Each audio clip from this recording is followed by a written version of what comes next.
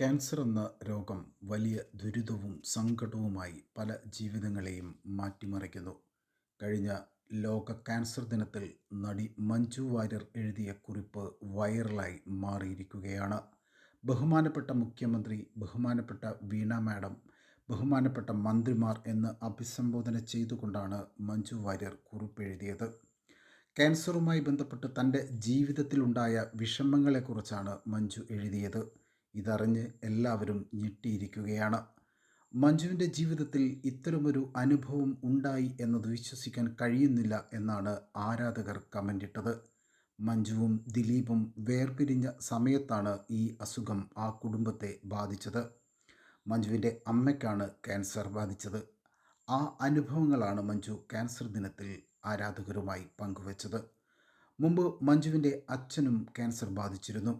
Cancer ഞങ്ങളുടെ കുടുംബത്തെ പലതവണ അറ്റാക്ക് ചെയ്തു. ഒരാളെയല്ല, രണ്ടുപേരെ.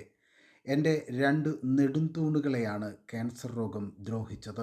അതെനിക്കൊരിക്കലും മറക്കാൻ സാധിക്കില്ല. ഇങ്ങനെയാണ് മഞ്ജു വാര്യർ സോഷ്യൽ മീഡിയയിൽ കുറിച്ചത്. പ്രിയ താരത്തിൻ്റെ ജീവിതത്തിലെ വിഷമതകൾക്കിട്ട് ആശ്വാസവാക്കുകളുമായി ആരാധകർ കമൻറ്റുകൾ ചെയ്യുന്നുണ്ട്. എൻ്റെ ജീവിതത്തിൽ എല്ലാമെല്ലാമായ അമ്മയാണ് എനിക്ക് ജീവിതം എങ്ങനെയാണെന്ന് പഠിപ്പിച്ചു തന്നത്. ഞാൻ പലപ്പോഴും ജീവിതത്തിൽ തളർന്നു പോയ നിമിഷം പോലും അമ്മയെ കണ്ടാണ് വളർന്നത്. ഇപ്പോൾ അമ്മ ഒരു ക്യാൻസർ രോഗിയാണ്. അമ്മ മാത്രമല്ല, അച്ഛനും ക്യാൻസർ ബാധിച്ചിരുന്നു.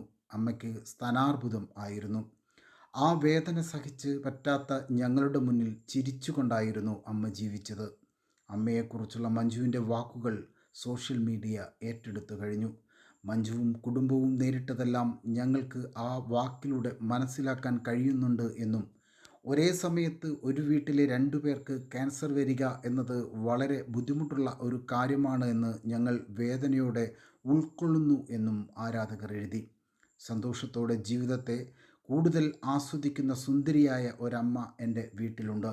രോഗത്തെ തോൽപ്പിച്ച് വീണ്ടും പഴയതിലും ഭംഗിയായി ജീവിതത്തിലേക്ക് തിരിച്ചു വന്ന ഒരാളാണ് എൻ്റെ അമ്മ.